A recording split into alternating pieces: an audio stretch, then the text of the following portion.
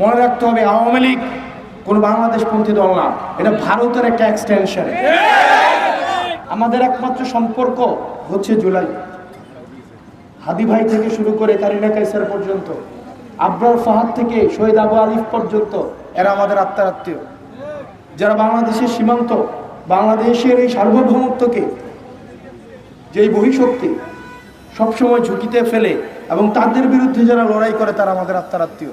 আমরা হাদি ভাইয়ের চাই বিচার সুনিশ্চিত হোক, এবং একই সাথে এই জুলাইয়ে থেকে শুরু করে গত 17 বছর বিএনপির অসংখ্য নেতাকর্মী নির্যাতন নিপীড়নের মধ্য দিয়ে গিয়েছে, যায় নাই? ঘরে থাকতে পারছে, জানাজায় আসতে পারছে, বাপ মা ব্যবসা চালাইতে পারছে, পোলাপাইন রেডি স্কুলে যেতে পারছে, বাড়িতে এসে থাকতে পারছে। এই অসংখ্য বিএনপি নেতাকর্মীদেরকে নির্যাতন নিপীড়নের মধ্য দিয়ে যেতে হয়েছে। আমরা সেগুলোকে বিচার চাই।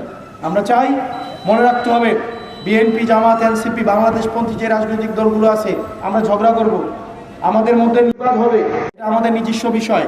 এখানে জনগণ যাদেরকে তাড়িয়ে দিয়েছে, তারা আর বাংলাদেশে আসতে পারবে না। আমাদের মধ্যে মতপার্থক্য হবে, পলিসি নিয়ে বিভাজন হবে। বিএনপির অনেক বিষয় আমি মানব না, ওরা আমার অনেক বিষয় মানবে না, এটা গণতান্ত্রিক প্রক্রিয়া। কিন্তু পৃথিবীর ইতিহাসে এমন কোনো নজির নেই যে নেতা তার লক্ষ লক্ষ নেতা কর্মীকে রেখে চোরের মতো পালিয়ে যায়, তারা আবার কোনোদিন বাংলাদেশে ফেরত আসে। পৃথিবীতে এমন কোনো নজির নাই।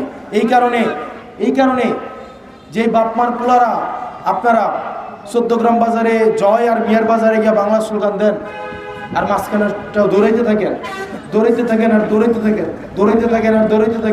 এই দৌড়ানোর মধ্যেই আপনারা সারা জীবন থাকবেন। আপনারা এক জায়গায় দাঁড়ায় জয় আর বাংলা স্লোগান দিতে পারবেন না।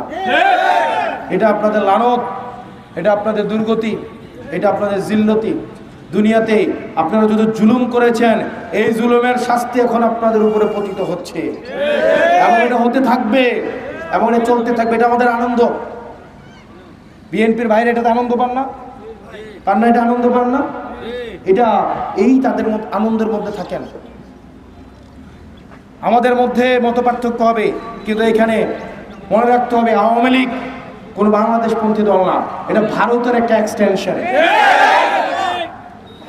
এটা ভারতের একটা এক্সটেনশন। যাই হোক, আপনারা ভালো থাকেন, কথা হবে।